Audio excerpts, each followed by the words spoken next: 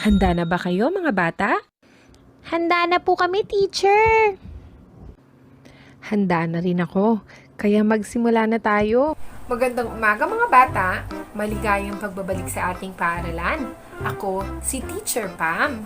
At ngayong linggong ito, bago tayo magsimula sa ating bagong aralin, balikan muna natin ang ating napag-aralan. Noong nakaraang linggo, pinag-aralan natin ang tungkol sa miyembro ng inyong mga pamilya.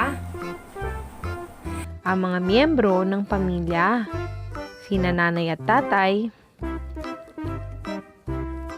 ate at kuya, si bunso, lolo at lola, tito at tita at ang inyong mga pinsan.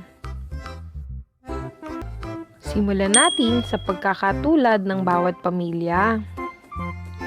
Ang pagkakatulad ay pwedeng ayon sa bilang ng miyembro nito. Ang pamilya Martinez ay mayroong 1,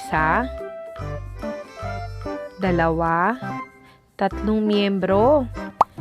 Ang pamilya Javier ay mayroong 1, 2, 3. Parehas silang mayroong 3 miyembro.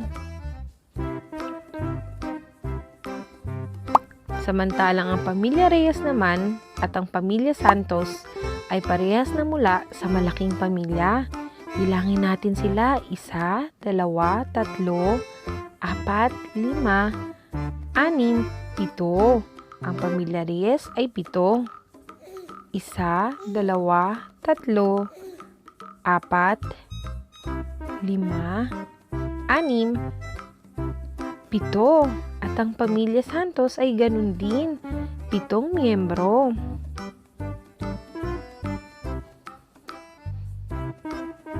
Ngayon naman, dumako tayo sa pagkakatulad ayon sa kasarian ng mga anak. Ang pamilya Reyes at pamilya Santos ay parehong mayroong 1 babaeng anak.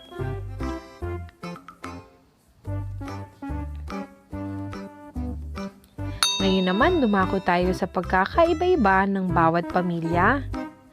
Ang bawat pamilya ay maaaring magkaiba ayon sa laki ng pamilya.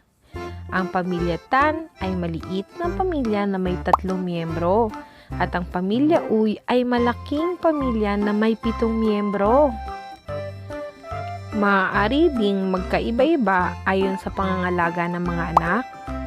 Ang ibang bata ay lumaki sa nanay at tatay, habang ang iba namang anak ay lumalaki sa lolo at lola.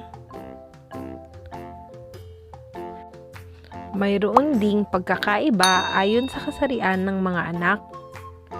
Ang pamilya Trinidad ay mayroong 2 babaeng anak, samantalang ang pamilya Palma naman ay mayroong 2 lalaking anak.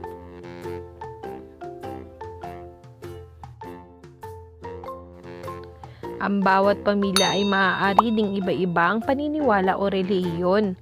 Ang pamilya Esguera ay pamilya na ang relihiyon ay Muslim, samantalang ang pamilya De La Rosa naman, ang kanilang relihiyon ay Katoliko. Mayroon ding pagkakaiba-iba ayon sa apelyido ng bawat pamilya.